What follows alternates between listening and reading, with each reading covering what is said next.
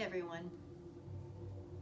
It is, what is it? I don't know, November 17th, 2020, Tuesday, and I haven't done an update in a couple of weeks, a video update, other than my little dance prep for the chemo session last Thursday. How's it going? People are asking me how I'm doing, of course, and I appreciate all the care and the concern and the love, the support has just been overwhelming. I mean, I can't thank you enough in whatever way you have been offering prayers, thoughts, love, financial, whatever. It's just been very touching and helpful.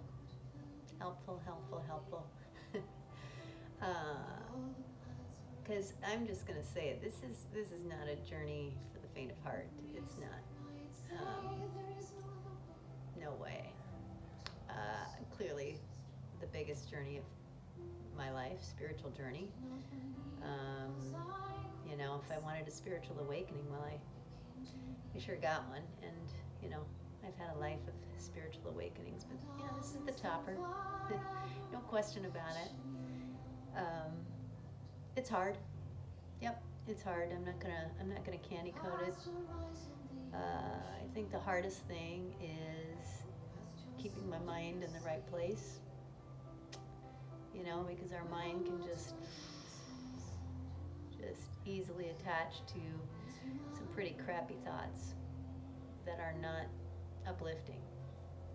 And I have my moments. I have my moments of bursting into tears. It's a lot to hold on to. I have my days of feeling peaceful, like all is fine, all will be well. And then I have my moments and days where it's harder, for whatever reason. And, I believe my body has been healing well from the surgery. My body's amazing in that regard. But, a lot of numbness in my abdomen, a lot of weird feelings, really weird sensations as the nerves come back. But, then also to know that there's, still stuff going on, activity, cancer activity that's the part that messes with one's head. If I was just healing from a surgery, I'd be like, you know what, I'm doing good. Yeah, that twinge there, that's part of, the muscles and the nerves coming back together. But, when you've got something else going on, it's like it can mess with your head. And I admit that it's hard, to keep my mind in the right place. But lots of meditation, lots of deep breathing, diaphragmatic breathing. Lots of being outside and just really taking in the moments and the days and the sunshine. I mean, luckily I live here in Southern California in Santa Monica where the weather's nice. And I'm so beyond grateful for that, since I'm very weather sensitive. Hence the reason why I had to move from Minnesota many, many years ago. Some of us are more sensitive to weather than others, and I knew I needed sunshine a long, long time ago, so hence the reason why I came here. So I'm grateful for the sunshine that's here. Keeps things bright. But it's been a very humbling journey. We have these ideas of things we think we would do or not do. I know for me, of course, being kind of in the holistic wellness field as an exercise physiologist, and knowing the connection between the thoughts and emotions and the role it plays on our physical body.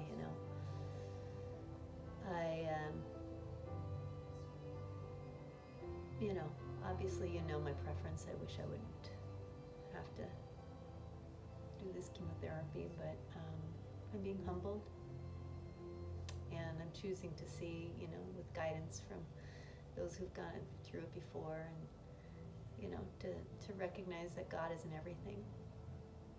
God is in everything. And, you know, we can't always control our circumstances, but as I always say, you know, we can at least try and master. It's always practice, ongoing practice. Try and master what we do with those circumstances and the approach we take. Hence my shift in perception, which is considered the miracle, right? According to A Course in Miracles, miracle is a shift in perception, because it can change the energy and it can change our experience. But you know, before my chemo session last Thursday, I'll be honest, I mean, the day before had a rough day, Wednesday, the day before, emotionally. Just, you know, it's a lonely place to be. And, you know, I woke up on Thursday morning still a little bit in that mopey place, and then all of a sudden something switched, and it was like, Lisa, come on. Let's change this. Let's shift this. It feels hard, but let's shift it. Come on. And you know, I just put on some uplifting music, and I, you know, talk about my athlete's mind of, you know, you can train for a marathon or a triathlon, and for months or whatever you're thinking about it, you're training about it. You're anticipating, you know, and leading up to it, there's this anticipatory anxiety and, you know, maybe some fears and this and that, you know, will I be able to do it, blah, blah, blah, blah. And then when the day comes, you're there on the, you know, starting line waiting, and, you know, you just flip a switch and you say, okay, time is now. Time is now. Let's do this. And here's two of my caregivers, Stace and Gigi.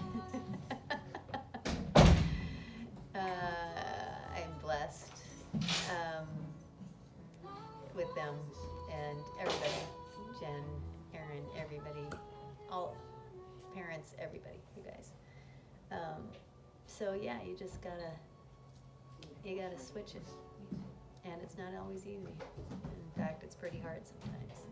But anyway, so it's an up and down road. But anyway, so as you know, I decided let's dance our way to chemo. And I was in a place of peace. I have to say that I was sitting there 5 to 6 hours, and of course nobody is allowed in because of COVID. What a time to have this, huh? So it was kind of lonely, you know, because down at the Cancer Center for Healing, when I was doing the low dose treatments, I could have my team there. And so this was a tougher one, but I just had peace with it. I made peace with it, and I was grateful to, you know, those, we're going to call it liquid healing. According to a former client of mine who's gone through this, he said he changed the words from chemo to liquid healing. And I just blessed it, had peace with it, and the last few days have been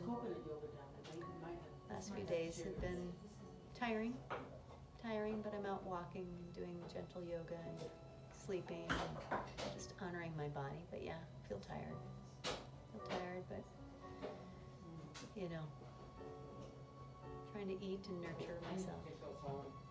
And I'll be going back down to the Cancer Center for Healing for some IVs to help, curcumin IVs, and going up to Santa Barbara tomorrow for my vitamin C and my acupuncture to nurture my immune system.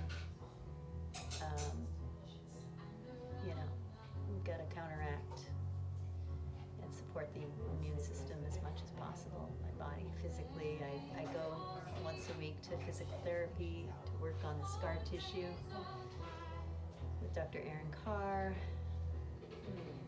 and I'm going to be starting some hyperthermia treatments. Hyperthermia helps to kill cancer cells. Anyway, so it's a full-time job. That's my update, and I'm just grateful for everything.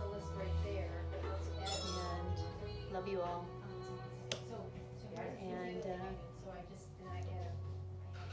And we do what we gotta do. You know, life throws us a path, and we just take it one moment at a time. And it's an intense path. not gonna lie. But one foot in front of the other. Like I say, moments of bursting into tears, and then moments of all is peaceful. So, all right, I love you, everybody. Be well, keep smiling, let's be kind, and let's be good to ourselves. Let's love ourselves, okay? Love your beautiful bodies. We are miracles. Okay, love you.